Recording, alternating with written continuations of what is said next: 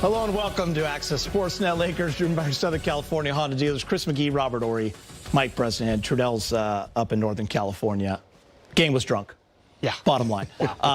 Lakers start off the road trip, the Grammy road trip, with a victory, 145-144 in double overtime. I'm sure Big Game James is in Dubai doing the worthy clap at some point. But, yeah, go ahead, Rob. Go ahead, Rob. You're sitting in that seat. There it is. There it is. There it is. A 12-0 run in the final 4 minutes of regulation. Lakers were down 9. Gave them a chance to win. Steph gets that layup to tie. Lakers don't get a shot off. Go to OT, back and forth. Lakers have a chance to win. They're up 3. Clay hits the big shot. LeBron then misses one. Go to the second OT. Lakers up by 4. Warriors go on a 9-1 run. D'Lo pulls up and hits a 3 to take the lead. Steph then takes a 3 to take back the lead. And then LeBron wins it with 2 free throws, Rob. You know, it's Did I get most of that? That was a really good synopsis. That was good. That was very impressive. good. But you know, the thing about this is, if you watch this game, the Lakers competed. They competed from top to bottom. When you were playing the Golden State Warriors, they start hitting those threes, you can sometimes hang your head. But you look at the way Vando was out there hustling. You know, AD coming back. You know, even though D'Lo had a couple of turnovers down the stretch, they all played hard.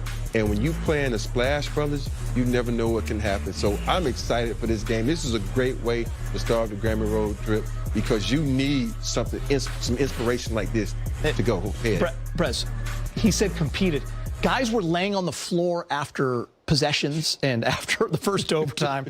Everybody was giving it everything they had. I don't remember a game that went from such despair with AD slowly limping off the court in the third quarter. All of a sudden, he's back in the game. Yeah. And the Lakers are in business again. And then just so many individual efforts, so much, let's call it retribution within the game, because D'Lo had a couple bad possessions in that last OT. What does he do? Drains a 3 to kind of get his way out of his own doghouse. LeBron, all over the court. One of the best games you'll ever see, really, for any player, especially at his age. Yeah. This guy's 39, Geet. He's hanging around here winning games, getting 30, 20, and 10 type games. If you're the Lakers right now, they needed a jolt this month, okay? We talked a lot in the pregame show. They weren't great at all these home games the last few weeks.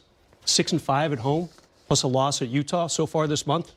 This is something that can really pivot, turn that season a little bit. Impressive. You probably have this in your notes somewhere, but you know what was pivotal? That run the Lakers made with AD in the locker room. Yes. You forget about that because I think they was down 9 or 11, and they cut it to 2 with 80 in the locker room. So that's the competitive nature that I'm talking about. You need to compete. Yeah, Your big dog is in the back. You compete and you cut this lead. So that's what when I say competing, that's what I'm talking about. That's where the game could have got away. Yeah. The third quarter. Remember, they went on a 25-5 run, the Warriors. They were up 14. Then the Lakers actually responded. Yeah. Went on a 14-0 run, actually took a 1-point lead. So it was back and forth, and there were moments where either team could have swung it in their direction. Listen, I said it in the pregame show. You have to really appreciate, especially as these guys get on with their careers, the epic battles, whether it's KD and LeBron, who missed 5 years playing against each other. Steph and LeBron have a history. It involves so many Christmas days and NBA Finals, Cavs, Warriors, and then playoff games with the Lakers and the Warriors, in-season games. Battle after battle, play-in games. In the first year of the play-in, you have Lakers and Warriors. But tonight, you got 2 epic performances just to put another feather in the chapter, in the book of these two going against each other. You saw the respect they showed for each other. LeBron is just the second player since 1976. The last time a Laker player did this with 36 and 20 and over 10 assists was Cap. Kareem in 1976. Do the math, Brez. I think it's 58 years if it's 48 my Crespi education will do that for me. Unbelievable. I mean, 48, yeah. Sorry, my bad. I messed it up even though I went to Northridge. The Harvard of the Midwest, Harvard of the West, sorry. Yeah, I mean, the Lakers, just so many good individual efforts. Vando all over the court in the first half and into the second half.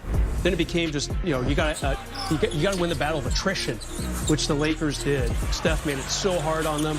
A couple weird Laker possessions where AD was shooting corner threes in the overtime sessions. But in the end, Rob, it was just simple. LeBron driving, splitting defenders, getting to the cup, getting fouled, and hitting 2 free throws. Guys, Steph had 22 at the end of 3, ended up with 46. Sorry. Sorry, I'm saying Steph had 22 after 3, ended up with 46. Yeah. Wow. That's how deadly he is from 3. And he has the mind of a shooter. And I'm going to say this about the Golden State Warriors. I really respect what Steph did down the stretch.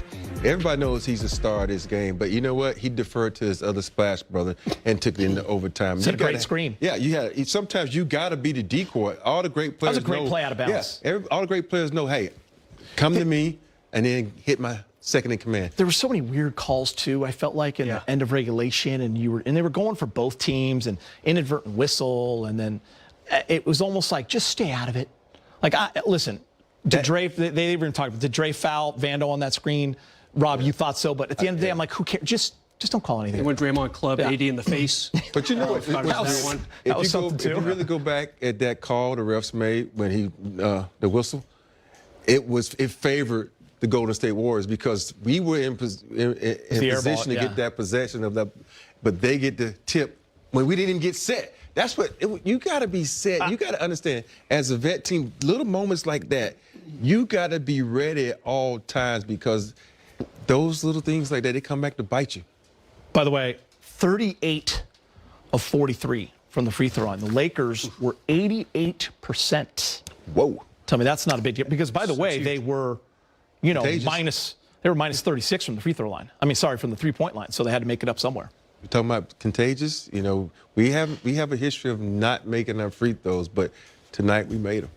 If the Warriors complain about the free throw disparity, they took 59 threes. Yeah. Exactly. Not exactly a great post presence on this franchise. A wonderful team when they're hitting their threes. I mean, they blew the Lakers out of the water behind the arc, which the Lakers have been a little bit accustomed to. Yeah, but the Warriors better not claim free throw disparity. I'll just listen. I show them think the both tape. sides. I think both sides would have been complaining in parts of that game. That's just the way it is. That's the part of the beauty of the rivalry and close games like this. But I think if you can step back and look at it, it was an epic game. Yes. I mean, win or lose. When I thought the Lakers were going to lose, I was right.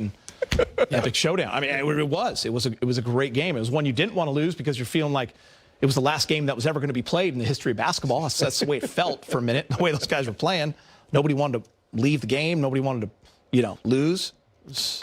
It was pretty impressive. Game, as a basketball fan, you love games like this because you get double overtime. You get to see the greats play again. Think about what Steph was able to do, what LeBron was able to do, AD, Draymond, Clay. There's a lot of stars. That's 5 Hall of Famers right there. So you have to appreciate what you see on the court and what we have, even though it was Rob, come to see Elizabeth moment, but we had a good time watching it. Rob, you were dialed into that game. You were animated during that game. Not to give too much behind the scenes, but you didn't mention that long drive one time. Usually we complain a little bit when we go to overtimes. Yeah. Hey, unless it's the Lakers forcing overtime. Rob's been working hard all day. Remember he got here just in time for the pregame show? After he has to stop working. Hit a lot of traffic on the freeway. I mean, you've had a good day, Rob. I had a great day. I hope Rob's allowed to watch football tomorrow. That's what I hope, Rob. After a Laker win like this, hopefully there's not a lot of honey-to-dos around there. But I'm putting my feet up and watching the game. Can we talk about AD, guys? Because I'm not sure how that's going to feel tomorrow. Yeah. I'm not sure what Monday's going to be like. Are they in Houston? Yeah. Yeah, in Houston. We couldn't figure out what happened at first. Thought he got kneed somewhere. I thought he did too. Yeah, that doesn't feel good. But then looked like he was on the side, Brez. So I thought maybe we saw him coming back in, maybe a Charlie horse. But when you saw him walking in the hallway, you thought, okay, did he retweak it? Yeah. I don't know. They keep calling it hip spasm. I'm not sure what that is either. Yeah, and here's the play. He goes to the basket. Actually, no, I take it back. It's not the play. But on the play, there it is. Okay. Yep. Goes to the basket. Grabs below the equator there. We're wondering, okay, something really bad happened there. We've all been there before. And then you realize it's worse because the Lakers trainers come out there. And he stays in and makes the free throws. Impressive. But the slow walk to the locker room, I mean, that was worrying. I'm going to be honest. I looked at the Lakers schedule. I said, well, they have 9 games until the All-Star break. Yeah. If he needs some time if it's something really bad, like a strained groin, he's going to have some time to rest. But it's hard not to press that panic button when you see him limping like that. Rob, I'm going to hold you off for a second. Let's go back to San Francisco. Jared Vanderbilt's with Mike Trudell. All right, Jared Vanderbilt, wow, what a game. Let's just start with the finish here. LeBron James